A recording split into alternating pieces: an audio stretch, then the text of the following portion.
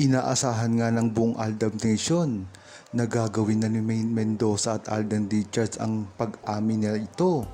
Ito ay nang maibalita ang sikreto, pagkikita mismo ni Alden Richards at Maine Mendoza nitong mga nakaraang event. Bali-balita kasi na nagkaroon ng pagsasama si Maine Mendoza at Alden Richards sa publiko nang makita ito na magkasama. At ang konklusyon na ginawa ng buong Aldab Nation na malapit na ito magsabi ng kanilang tunay na relasyon sa publiko. Bagamat hindi alam kung ito ba ay gagawin na televise o kaya naman ay ipapakita lang nila sa publiko kung ano talaga ang estado ng kanilang tunay na relasyon. Sagot ng buong Aldab Nation ay kahit dito ay okay lamang.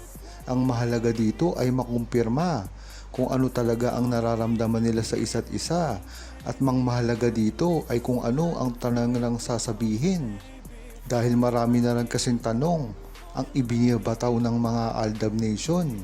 Kahit pa mga bashers nila ay magugulat dito sa gagawing revelasyon ni Maine Mendoza at Alden Richards, kaya mag-antay na lamang sila ng mga pasabog na gagawin. Dalawa, isa na kasi dito ang napaghahalataan na si Maine Mendoza, kaya magandang antayin na lamang ang hakbang na gagawin ni Maine Mendoza at Alden Richards. Matagal-tagal na rin ang usapan na napapabalita kung saan ang inuuwian ni Maine Mendoza at Alden Richards nang pumutok ang balita na nagpagawa sila ng bahay sa QC at agad naman ito na pinasinungalingan ng mga armin at mga naninira sa kanila. Ngunit agad namang itong binara ng buong Aldab Nation nang magpakita ito ng resibo na talaga namang ikinagulat ng mga bashers nila Maine Mendoza at Alden Richards. Gayon din ang ilan sa mga Aldab Nation na hindi nakakaalam ng kanilang estado sa relasyon. Ito ay binalita pa sa PEP. Mark told Pep PH that it was Goyo actor Paolo Abilino who referred him to Alden. He added that Paolo helped Alden set as his gaming PC in his Quezon City home. Ayan nga, nagpapatunay na mayroon talagang bahay si Alden Richards sa QC. At ano ang nagkokonekta dito? Ang bahay mismo ni Maine Mendoza na pinagawa niya raw sa QC rin. Ito ay kinumpirma ng isang kontraktor. Talagang isinapubliko pa ang mga nangyari. Kaya yan ang mga tunay na dahilan at resibo kung bakit napakatatag ng buong Aldab Nation. Dahil ang resibo na ito ay hindi na talaga ma-i-deny pa.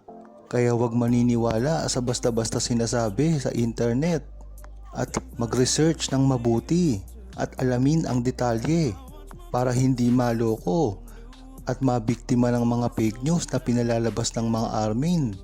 At talaga namang suportahan lang natin si Maine Mendoza at Alden Richards sa kahit anumang ginagawa nila.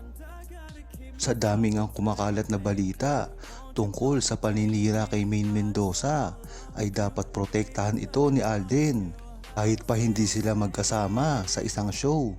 Ngayon kasing malayo sila sa isa't isa ay napaka-vulnerable ni Maine Mendoza sa mga chismis. Alam naman natin na si Maine Mendoza lang dati ang humaharap mag-isa kapag mayroong balita nakakasama sa kanilang dalawa ni Alden. Bagamat alam natin na matapang si Maine Mendoza sa simula pa lamang, ay iba na ngayon ang panahon dahil napakarami na nga ang nagkalat na basher at walang pakundangan. At isa pa dito ay hindi sila ngayon magkasama. Kaya naiintindihan ng buong Aldab Nation na marupok ngayon si Maine Mendoza dahil walang magtatanggol sa kanya. Pagkakataon naman ni Alden para protektahan si Maine Mendoza. Hindi man bokal si Alden Richards sa kanyang feelings pagdating kay Maine Mendoza. Ngunit napakatalino naman ito sa mga sagot niya. Yan ang nagpapatunay ng mga cryptic message na patungkol sa relasyon nila at totoong nararamdaman niya. Kaya dapat nga ay gumawa na ng aksyon si Alden Richards nang sa gayon ay matigil na rin ang mga pambibwiset at pangbabash kay Maine Mendoza at hindi na rin pumalat pa paninira sa kanya dahil sa bandang huli sila rin ang matatalo kung hindi nila ito lalabanan ng maaga. Natatapos na nga unti-unti ang mga sarswela dahil hindi na maingay ang social media tungkol sa paninira kay Maine Mendoza at Alden Richards. Tamang-tama lang na gawin nila na wag na munang magsalita hanggat nandyan pa rin at nakadikit sa kanila ang mga asungot. Lagi na lamang pumapapel kanilang mga pribadong buhay. Kaya sang-ayon naman ang buong Aldam Nation. Mga comment na nakikita, pabor sila na wag na munang magsalita si Maine Mendoza at Alden Richards dahil sa kapakanan din naman nila ito at ikabubuti ang kanilang mga karir. Dahil nga patindi ng pambabash at paninira kay Maine Mendoza at Alden Richards, hindi maaaring maapektuhan ito. Kaya para na rin sa mental health nila Alden Richards at Maine Mendoza ay mabuting wag na lang muna nilang pansinin kung sino man ang naninira sa kanila dahil sa napakarami lang nilang pinagdaanan. Lahat ito ay sinasagot nila kahit hindi naman dapat sagutin, ngunit iba na ang panahon ngayon. Nagkalat na sa social media ang mga bashers na hindi naman kilala ni Maine Mendoza at Alden Richards, kaya mas makakabuti na wag na nilang pansinin at tama ang gagawin nilang ito. Pabor na pabor para rin sa kanila.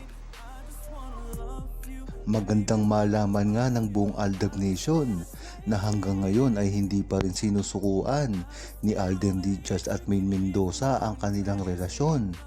Matapos maraming bumatiko sa kanila at maraming nanira ng sunod-sunod nitong mga nakaraang buwan. Ngunit talagang napakatatag nila. Sa tingin ko ay sila lamang ang nasa showbiz na pinakamaraming bashers, ngunit napakatatag. Sunod-sunod pa rin ang mga blessings. Marami kasi dito, lalo na sa mga GMA artists, na pag nabash sila ay nasisira na ang mismo nilang karir. Ngunit napakaganda ng napunla ni Maine Mendoza at Alden Richards sa kanilang mga karir. Dahil hanggang ngayon, kahit sunod-sunod na pangbabash at paninira sa kanila, ay talagang nagsusurvive pa rin sila. At hindi lang yun, ang mga naninira sa kanila ay ang mga malalapit pa sa kanila. Kaya talagang napakasakit isipin nito.